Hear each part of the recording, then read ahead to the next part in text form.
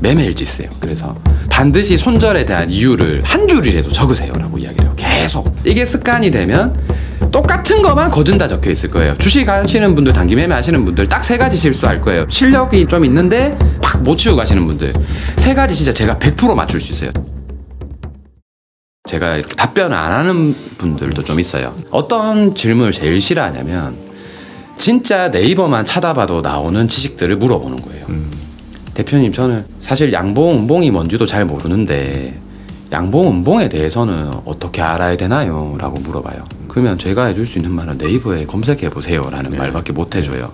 그러니까 남들이 다 아는 유상증자가 뭐예요? 라고 물어보는 게 네이버에 그냥 유상증자 쳐보면 나오는 것들이 너무 많은데 그냥 저만 믿는 거예요.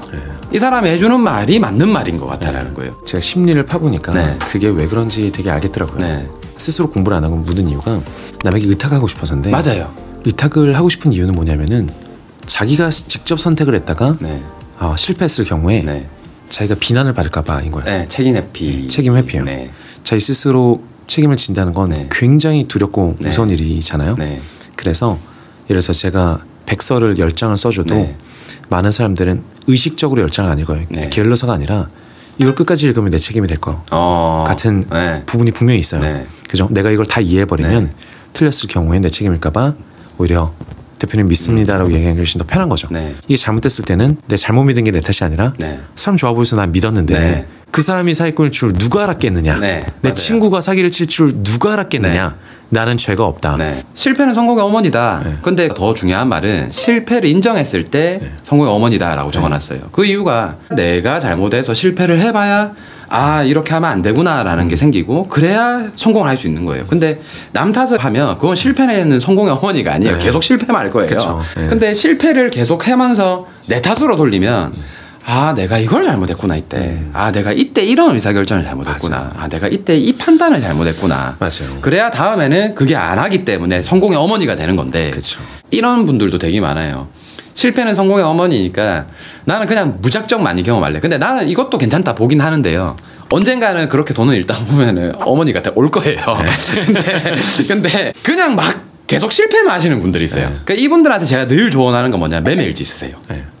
매매일지 쓰세요. 그래서 반드시 손절에 대한 이유를 한 줄이라도 적으세요 라고 이야기를 해요. 계속. 이게 습관이 되면 똑같은 것만 거진 다 적혀 있을 거예요. 주식 하시는 분들, 단기 매매 하시는 분들 딱 3가지 실수할 거예요. 실력이 좀 있는데 팍 못 치우고 가시는 분들 3가지 진짜 제가 100% 맞출 수 있어요. 첫 번째 비중 조절 실패, 당연한 거죠. 두 번째 한 종목에 괜히 올인해가지고 딴 종목 못 산 거, 거기에 대한 후회, 진짜 뻔하거든요. 세 번째 손절 못한 거. 이 3가지 되게 보편화되어 있고 되게 다 아는 거예요. 근데 이 3가지 때문에 늘 한 달 벌었던 거 한 번에 다 까먹고 일주일 벌었던 거 한 종목에 다 까먹고 다 아는데도 안 고치는 이유가 그 한 줄을 안 적어서예요. 손으로. 그 한 줄을 계속 적다 보면요, 한 내가 10번을 크게 잃었던 돈의 이유가 다 똑같아요. 내가 읽어보니까. 그러면 그때서 이제 고쳐져요. 이것만 안 하면 되구나 내가. 일지에 다 적혀 있으면 이번에는 그렇게 안 하려고 노력하는 거예요. 그래서 두 번째 제시하는 게 그 투자 일지를 공개된 데 쓰라 그래요. 좋아요.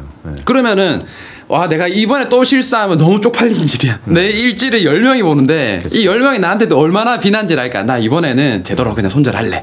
이렇게 되는 거예요. 그러니까 내가 의지가 안 되면 어디 가서 그냥 쓰세요. 컬럼으로.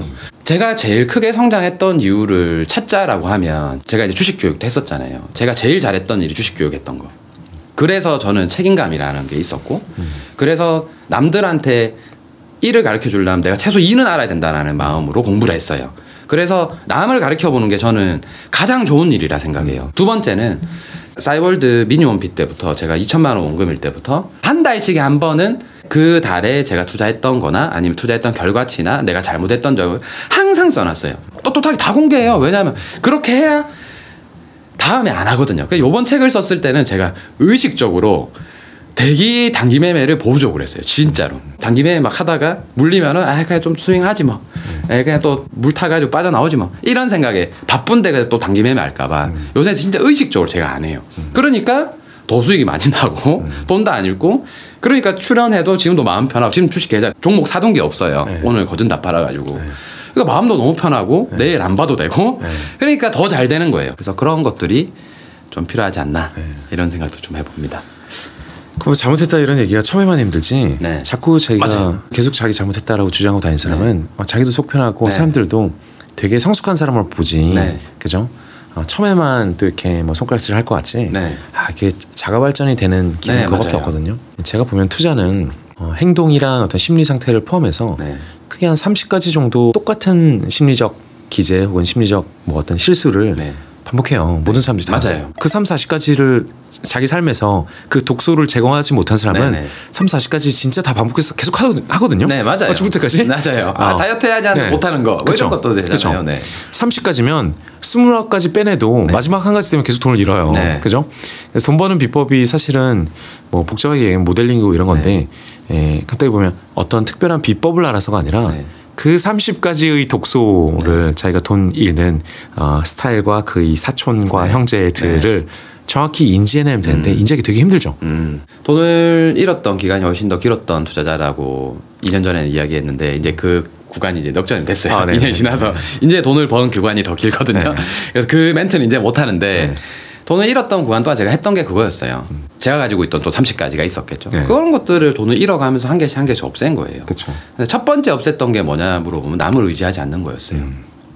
전문가들 쫓아다니고 돈 누가 벌었다 하면 저기 가고 이 상품이 좋다 하면 가입하고 저게 좋다 하면 저거 하고 이렇게 휘둘리는 삶에서 투자를 딱 포기해야 되겠다 하니까 휘둘리지 않더라고요. 더 배워야 되겠다 생각했을 때는 자꾸 휘둘렸는데 제가 투자자에서 증권맨이 돼야 되겠다라는 생각을 해서 투자를 다 접었던 적이 있어요. 그때도 말씀드렸던 것처럼 다 놓으니까 안 휘둘리더라고요. 그냥 내 거 하게 되더라고요. 다 놓으니까. 되게 힘든 일을 경험했던 사람들이 되게 빨리 성숙하는 이유가 어느 순간에 대해서 놓았기 때문에. 제가 만나본 자수성가 부자들은 전부 다 남한테 휘둘리는 사람 단 한 명도 없었어요. 맞아요. 내가 의사결정 다 하고 그 책임을 내가 온전히 지고 그리고 잘못됐으면 미안하다 하고 다시 시작하고 그랬던 사람들이 대부분 굴곡은 있을지언정 우상향하는 우량주 이렇게 되는. 이 사람이 잘 되겠다 안 되겠다는 저도 이제 원체 사람을 많이 만나니까 자산관리사 일도 10년 가까이 했으니까 딱 보면 그냥 좀 아는 거. 1시간만 더 해보면 누군가는 욕심이 되게 많은 사람의 성향으로 잘 되겠다. 누군가는 이 사람은 성실해서 되게 잘 되겠다. 또 누군가는 이 친구는 재능이 있어서 잘 되겠다. 이게 딱 보여요. 근데 안 되겠다 하는 분들이 보면 남을 의지해서 뭘 하는 분들, 특히 막 내 주변에 누가 뭐 있는데 이 말만 하시는 분들이 있어요. 그래서 이런 분들은 결국에는 자기 주변에는 뭐가 많은데 자기는 부자가 못 되더라고요. 그분들을 활용해서 그러면 당신이 할 수 있는 건 뭡니까? 라는 걸 조언해 주는 게 제 역할인 거죠. 그래서 어쨌든 내 기준이 있고 내가 휘둘리지 않고 내가 내 삶을 살아가는 내 팔 흔들면서 사는 사람이 되라. 저는 투자자로서 대중들한테 해주고 싶은 가장 큰 말이 이건 것 같아요. 또 하나 고민 같은 것도 여기서 이야기해도 되나요? 그럼요. 이 이야기는 이제 제가 방송에서 한 번도 해본 적이 없는데요. 예전에 느낀 고민이었고 지금도 사실 느끼는 고민이에요. 너무 많은 분들이 제 이야기에 공감해 주셔가지고 원래 이만큼인 사람이 지금 이만큼이 돼 있거든요. 그래서 제가 그런 이야기를 해요. 늘 그 주변의 동생들한테는 잡을 옮긴다든지 아니면 뭘 한다라고 하면 저는 조언 같은 걸 잘 안 하는 편이에요. 사실.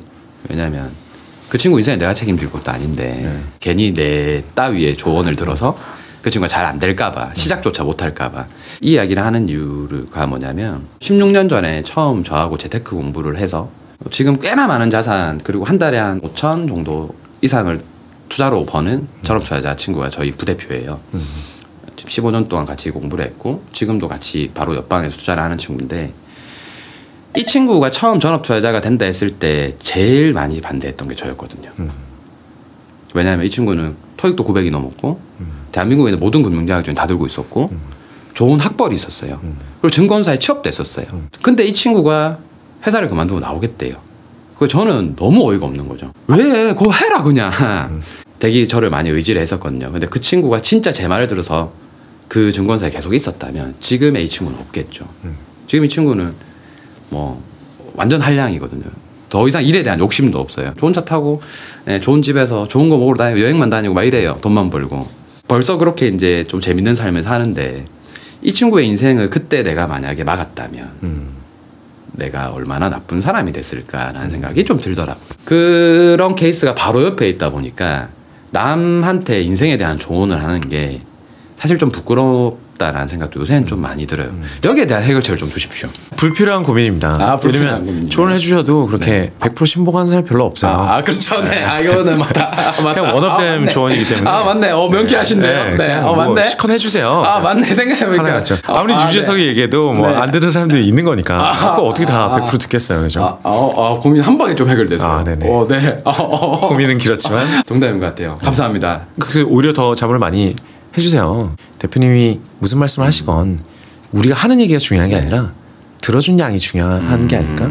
많은 사람들한테 좀 좋은 이야기를 해주시는 분들이 요새는 너무 많잖아요. 그런 채널들에서 너무 다양한 직업에 너무 다양한 부의 경험을 가진 사람들이 너무 좋은 이야기를 많이 해주시는 이때 좀 많이 성숙해졌으면 좋겠어요. 투자자분들이. 대한민국이 건국 이래 가장 많은 개인 투자자들이 만들어지고 있는 이 시기에 조금은 이분들이 다 나락으로 빠지지 않게끔 그 언젠가 20, 30년 혹은 10년 후에 역시 주식은 안 돼. 역시 개인 투자는 안 돼. 이런 생각으로 안 끝맺음이 나오게끔 그게 뭐 꼭 주식이 아니라 부동산 펀드 뭐 어느 투자물에도 결국에는 하락의 사이클에서도 내가 좀 살아남아서 내 기준을 가지고 실패를 인정하고 그래서 그 다음 사이클이 왔을 때 그걸 또 활용할 수 있는 저는 진짜 많은 편견이랑 싸웠거든요. 주식쟁이라는.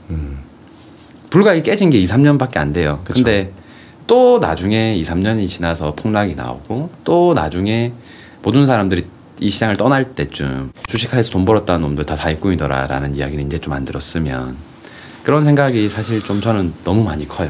저는 전문가라는 것보다는 어쨌든 투자자에 훨씬 더 가까운 사람이다 보니까 제가 가지고 있는 지론이 90질 대 3의 이론이라는 지론이 있잖아요. 모든 사람들이 다 만족할 수준의 돈을 벌 수는 없다라는 게 제 지론이잖아요. 그래서 그 지론의 뒷받침의 이론이 사이클이에요. 사이클이 존재하고 그 사이클을 이기는 투자를 하지 않으면 결국에는 나도 그 평범한 삶에서 조금 더 나아지는 수준? 이게 실패했다라는 게 저는 아니거든요. 부자가 돼야 된다라는 개념보다는 지금의 내 삶 수준보다 투자하는 시간 대비 높은 돈을 벌면 되는 거잖아요. 네. 그게 쌓여서 내가 부자의 길을 가는 거지 이 돈이 갑자기 탁 벌려지는 건 아니잖아요. 그쵸. 그래서 그런 관점에서 제가 봤을 때는 만약에 진짜 전부 다 똑똑해져서 전부 다 돈을 버는 시대가 올까? 요새 이런 생각도 좀 하긴 하거든요. 근데 제가 내는 결론은 그런 시대는 오지 않을 거다. 오지 않죠. 또 사이클이 터지면 또 누군가는 돈을 잃을 거고 대다수의 사람들은 이 시장에 떠날 거다라는 거를 알고 있어요. 그때 돈을 더 벌고 덜 잃어라는 게 아니라 제발 좀 그때는 살아남아서 최소한 내 잘못을 내가 인정하고 이게 주식시장 탓이 아니라 내가 잘못한 거다. 이게 사이클의 탓이 아니라 내가 준비를 못한 거다. 그래서 조금 더 많은 성숙된 투자자가 나와서 그때 주식에서 돈을 버는 사람들 혹은 그런 주식업을 하는 사람들 혹은 저같이 전업 투자자들에게 이 업이 잘못된 일은 아니다라는 거를 좀 인식했으면 좋겠어요. 제가 원하는 건 딱 그거 하나예요. 그래서 제가 이제 생각한 최종 결론은 우리나라 사람들 빠르잖아요. 지식 습득하는 것도 빠르고. 그래서 지금 미국 주식도 엄청 하잖아요. 그래서 저는 그게 애국이라고 보거든요. 그래서 우리나라에 있는 이런 지식을 배워서 꼭 우리나라의 투자물에만 투자하는 게 아니라 글로벌하게 미국에도 투자 많이 하고 베트남 시장도 이제 열렸으니까 베트남 시장도 좀 투자하고 우리나라 사람들 전부 다가 전 세계에 있는 금융시장에 돈을 조금씩 가지고 오는 그쵸. 그래서 잘 사는 나라 이런 상상도 한다라는 거예요. 그러니까 이것도 제가 저 멀리 그리고 있는 저의 인생에 대한 시나리오인 거죠. 자, 오늘 김종호 대표 오랜만에 매시고 이런저런 얘기를 나눠봤는데요. 그중에 이제 미래를 힌트하고 있는 그런 이야기도 많고 또 우리가 새로운 이야기를 할 수 있는 그런 주제들이 굉장히 많았던 것 같아요. 어떠셨어요? 다른 채널에서 못하는 말씀을 많이 해주셨나요? 네. 오늘 어쨌든 제가 여기에 출연을 하겠다라고 대표님께 말씀드렸던 이유는 어쨌든 제가 별로 안 유명할 때 저를 불러주셔서 저희 채널이 안 유명할 때 덕분에 더 많이 컸죠. 아니에요. 거기에 대한 이야기 그리고 또 원체 대표님이 저한테 편하게 대해주시니까 제가 할 수 있는 이야기의 폭이 좀 넓어요. 저희는 큐시트 이런 것도 없잖아요. 큐시트를 주면 질문이 다 똑같아요. 그럼 제가 해줄 수 있는 말도 다 똑같은 거밖에 없는데 이렇게 만담 형태로 얘기하고 그리고 제가 얘기하는 거를 또 대표님 인사이트로 또 정리해서 한 번 더 얘기해주고 그러면서 저도 또 많이 배우는 것 같아요. 오늘 수고 많으셨습니다. 네, 고생하셨습니다. 감사합니다. Please remember what I said about magic. Remember what I told you about us. About us.